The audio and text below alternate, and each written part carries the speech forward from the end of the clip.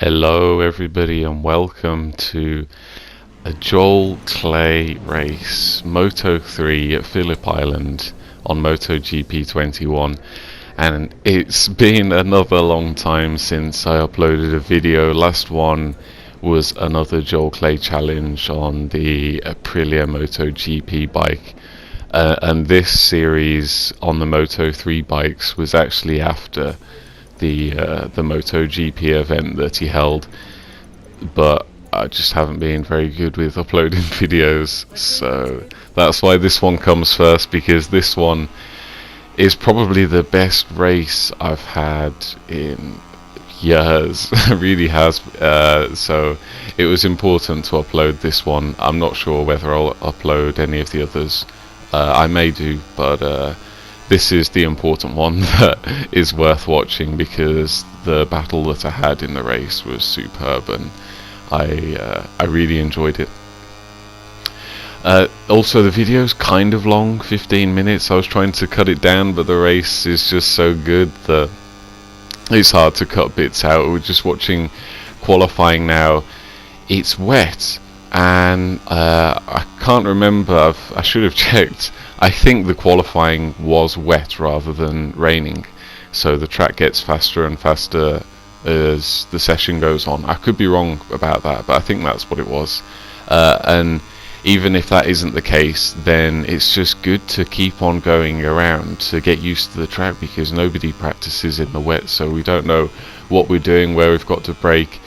So I thought I'll be a bit different, and I'll put more fuel in the bike, which you saw at the start, and just go round and round, because normally in qualifying you put a low amount of fuel in, go round for one lap, and then pop back in to make sure you've always got a low amount of fuel and fresh tyres each time you're doing a lap. But learning the track and the track conditions, I thought was so important that I'll just go round and round, and I didn't know whether it would work out. But as we head round to complete the first lap, then I was just gonna try and judge to see what everybody else was doing, and hopefully it would work out for me.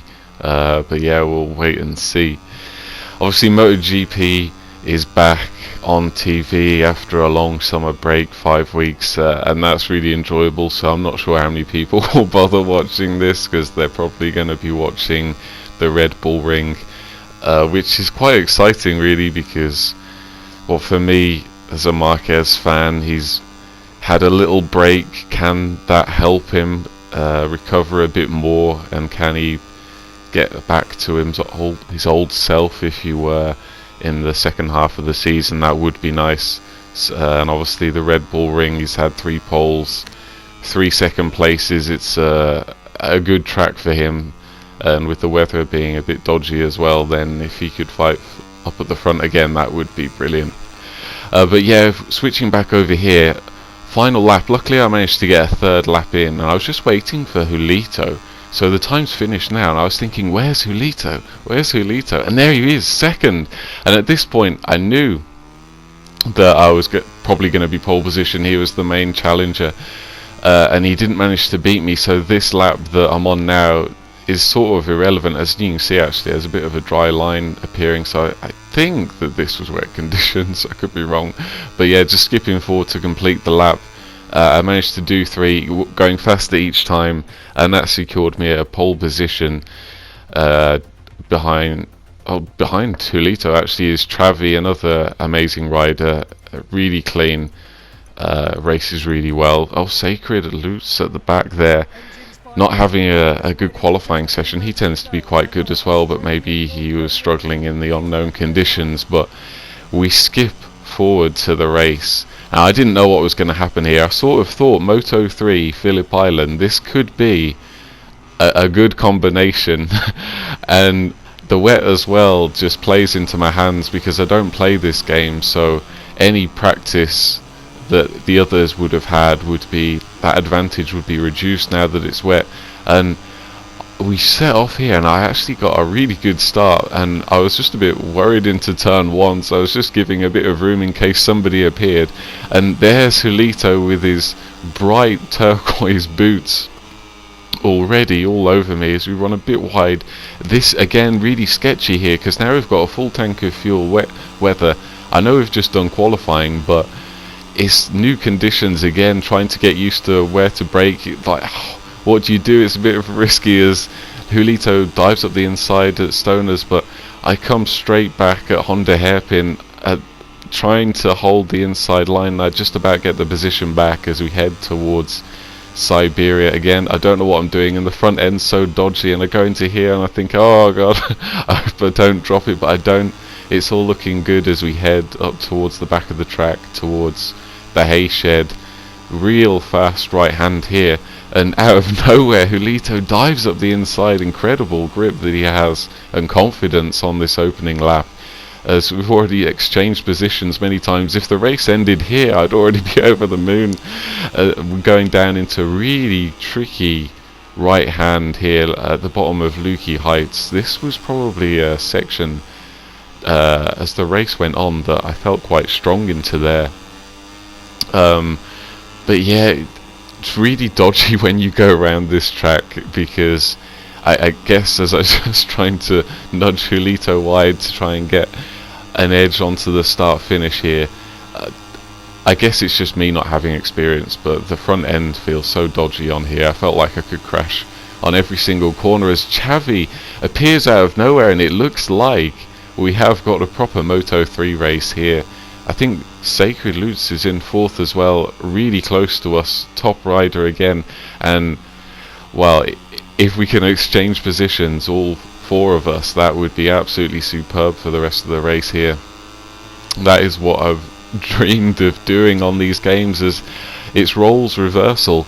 On the second lap I go up the inside of Julito into Stoners, but he comes back into the Honda hairpin, and again we're all a bit worried about the brakes, and he just runs it a bit wide, blocks me off. A good move.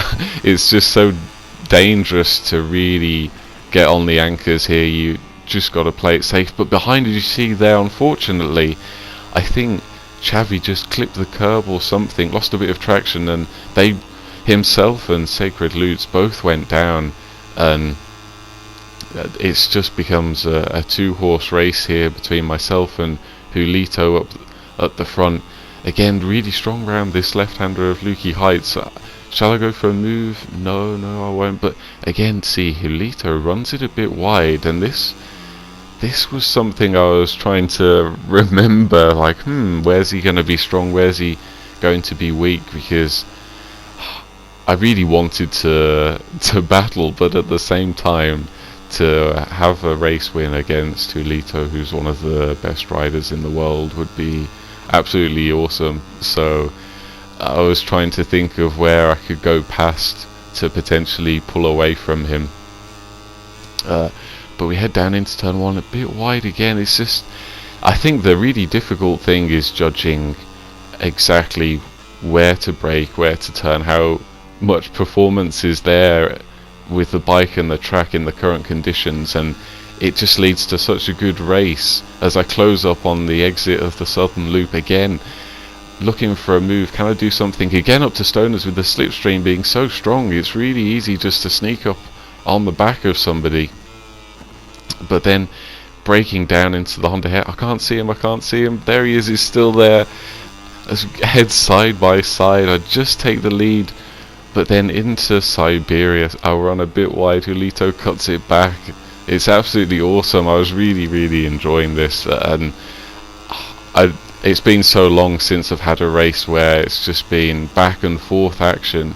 It's absolutely awesome. I don't it's 3 laps. It feels like it's only been going on for a second, because when you battling back and forth, the race just goes so quickly. As we dive up the inside into the MG corner, have a little bit of contact there, but Julito holds on with the inside line until the second to last turn. But it's absolutely awesome stuff. As we head round the final corner, will I have any extra momentum going onto the straight? I'm almost a bit too close here as we go onto the straight, but I'm on power 2, and I felt like I could easily just sort of ride around him there. As we head down into the first turn again, slipstream helping me out as I take the lead into McDouhan corner. run a bit deep. Julito looking for a way to fight back around the outside. Absolutely amazing stuff by the Spanish rider. We were giving each other just enough space. It was absolutely brilliant. As we head down towards Stoners again, he gets a bit of a better exit. Maybe he switched to power mapping 3. But again, shall I go for a move? No, he goes defensive into Honda hairpin. And at this point I was thinking, oh, the race is sort of going on here. It feels as though none of us are going to get away. The pace is quite similar. I felt like I did have a slight advantage, but that might have just been because I was behind and I had the slipstream to give me a bit of a tow. But I was sort of wondering, this is going to come down to the last lap. So what can I do on the last lap that's going to allow me to win this race? And definitely on this corner I felt really strong. I could go for a move here. But then the thing that stood out to me so much, I know we're in power mapping 2 for a good chunk of the lap, but when we get to this final corner here and we exit, I'm pretty close to him, but quite often I could get this really nice run, even though I'm on power map 2, and I could just breeze by him here. But obviously on the final lap I could switch to power mapping 3 and it would be an absolute doddle to get by, surely. So I was keeping that in mind, and I was saving all my fuel sort of ready for the final lap. But on lap 6, unfortunately, Julito has a crash, and an absolute nightmare. His bike collides with me, and I go down. And when we respawn, just thanks to the way that the game works, then he respawns quicker than me because he crashed first. And there's like a 1.5 second gap, and I was devastated. I thought, no, it's over after all that amazing battling. The race isn't gonna end how I want it to end. But luckily I managed to catch back up, ready for the final lap. And I was so pleased about this. After all the amazing battles, I was thinking, yes, I've still got a chance to win the race. Set the fastest lap of the race on the penultimate lap to try and catch him back up. Down into Mick Doohan corner. Where shall I go for the move? In my head I was thinking it's got to be one of the hairpins, but I want to pull a gap if I'm going to go for a move. I want to make sure I've got enough time to pull away from Julito so he can't slipstream me on the final straight. So as we head down towards Stoner corner, unfortunately I had to use up a lot of my fuel to catch Julito back up, but it was still enough for me to edge him round the outside into Honda hairpin, dive up the inside. Really dangerous. I was worried about the brakes, worried about dropping the front, and Julito times it perfectly, gets a wonderful cut back as we head down into Siberia. A bit of a wobble on the curb there. It's absolutely deadly round here. I get a better exit out of Siberia. I could switch to power mapping 3, but it's too far on along the lap here. I don't want to lead. I want to be behind. I want that slipstream on the straight. I thought this is the move. If I can just be as close as I can slipstream him on the straight and just breeze on through, absolutely all over him into MG corner. I could have gone for a move here, but no, I decided against it. Round the second to last corner, he's really slow compared to me. I was all over him. I had to lift off a bit more, and then final corner, just to make sure I got the run, I just lift off the gas a bit to try and get the momentum. But he must have been saving fuel as well on the other laps, because I'm just not gaining like I would.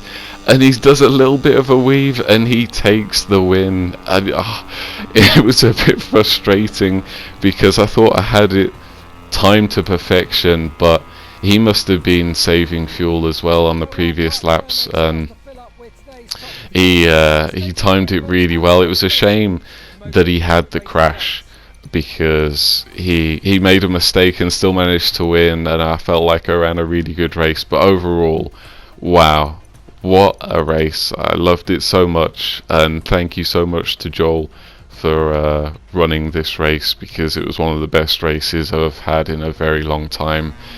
And thank you very much to Julito as well, because it's so difficult to have a battle with somebody and without having contact. But He was really clean and fair, and it was absolutely wonderful.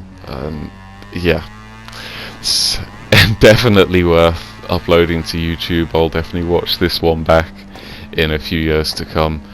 But yeah, if you want to watch any of Joel's videos, he has this race live streamed amongst many others on his channel, Joel Clay GP, so go and check him out if you want to watch some cool videos. The commentary is absolutely brilliant as well, far better than what I can deliver.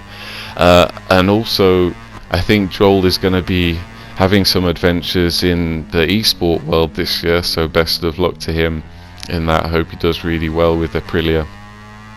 And of course, Valentino Rossi has retired from MotoGP. He will end his 26-year reign at the end of this year, which is gonna be a bit weird, even though I'm obviously not the biggest Rossi fan, but to think that he won't be in MotoGP is a bit strange. But yeah, I guess all good things come to an end. But thank you very much for watching. Thank you again to Joel for the incredible race. I hope that video was somewhat enjoyable. I certainly really enjoyed racing in it.